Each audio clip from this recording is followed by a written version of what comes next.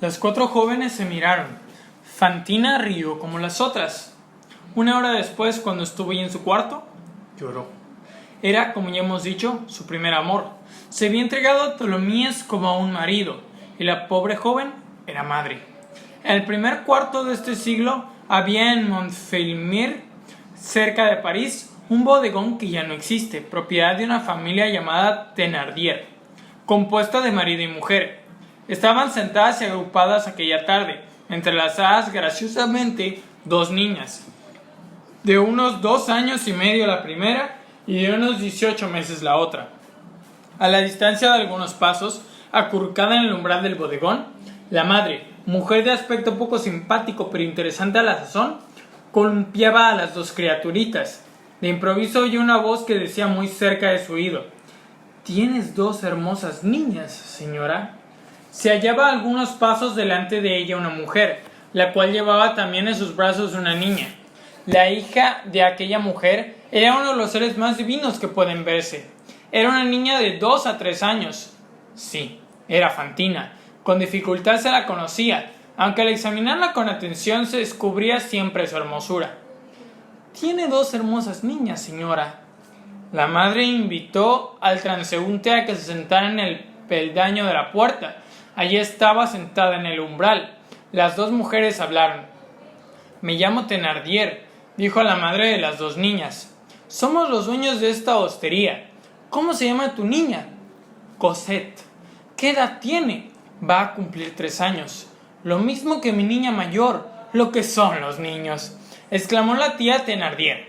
«Cualquiera diría que son 3 hermanas». Estas palabras fueron la chispa que probablemente esperaba la otra madre, porque tomando la mano de Thénardier la miró de manera fija y le dijo: «¿Quieres cuidar de mi hija? Mira, yo no puedo llevar a mi hija, el trabajo no lo permite. Como una criatura no hay donde colocarse». En este momento una voz de hombre gritó desde el fondo del figón: «No puede ser menos de 7 francos, y eso pagando 6 meses adelantados». «Ese es mi marido. 6 veces 7 son 42», dijo la Thénardier. «Los daré», dijo la madre. «Además 15 francos para los primeros gastos», añadió el hombre. El trato quedó cerrado. La madre pasó la noche en el bodegón, dio su dinero y dejó a su niña. ¿Qué eran los Thénardier? Ambos se encontraban en el punto más elevado de susceptible degradación de la especie, de repugnante progreso que recorre la senda del mal. Gracias a los 57 francos de la viajera, Thénardier había podido evitar una protesta y hacer honor a su firma. Pero al mes siguiente necesitó más dinero. La mujer llevó a París y empeñó en el Monte de Piedad el ajuar de Cosette por la suma de 60 francos. Cuando hubieron gastado aquel dinero, se fueron acostumbrando a no ver en aquella pobre niña más que una criatura recogida por caridad, tratándola en consecuencia. Como ya no le quedaba nada de su ajuar, la vestían con sayas y camisas de desechos de sus hijas, es decir, de harapos. La alimentaban con las obras de los demás, algo mejor que al perro y un poco peor que al gato. El perro y el gato eran por lo general sus comensales.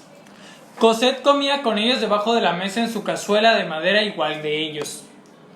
Su madre, que había fijado su residencia, como veremos luego, en M, a orillas del M, escribía, o mejor dicho, hacía que le escribiesen todos los fines a fin de tener noticias de su hija. Los Thénardier contestaban invariablemente: «Cosette está muy bien». De tiempo inmemorial, M, a orillas del M, poseía como industria especial la imitación del azabache inglés y de los abaloríos negros de Alemania. A fines de 1815, un hombre, un desconocido, había ido a establecerse al pueblo y concebió la idea de sustituir en aquella fabricación de goma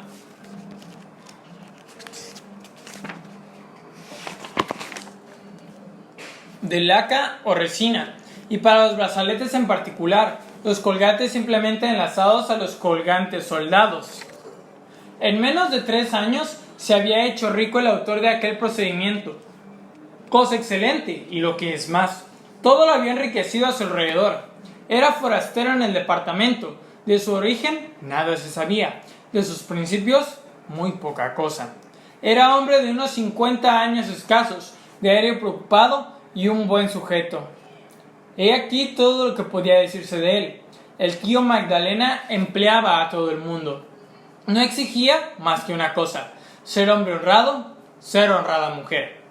En 1819 corrió una mañana por la ciudad el rumor de que, a propuesta del prefecto y en consideración a los muchos servicios prestados al país, el tío Magdalena iba a ser nombrado por el alcalde de la ciudad. Algunos días después apareció el nombramiento en el Monitor. Al día siguiente, el tío Magdalena renunció a la petición del rey. En 1820, 5 años después de su llegada a la población, los servicios que había prestado al país eran tan notables y tan unánime la opinión de toda la comarca que volvió de nuevo el rey a nombrarle alcalde de la ciudad. Renunció también, pero el prefecto no admitió la renuncia. Fue tanta la insistencia que no tuvo más remedio que aceptar. A principios de 1821, los periódicos publicaron la muerte del señor Myriel, obispo de D., conocido generalmente por Monseñor Bienvenido, fallecido en olor de santidad a la edad de 82 años. La noticia de su muerte fue reproducida por el diario local de M, a orillas del M, y el señor Magdalena apareció el día siguiente vestido de negro con casa en el sombrero. Con frecuencia, cuando el señor Magdalena pasaba por una calle, tranquilo, sucedía que un hombre de elevada estatura, vistiendo una levita de color de plomo oscuro, armado con un grueso bastón y cubierta la cabeza con un sombrero rebajado, se volvía de manera brusca hacia él y lo seguía con la mirada hasta que había desaparecido.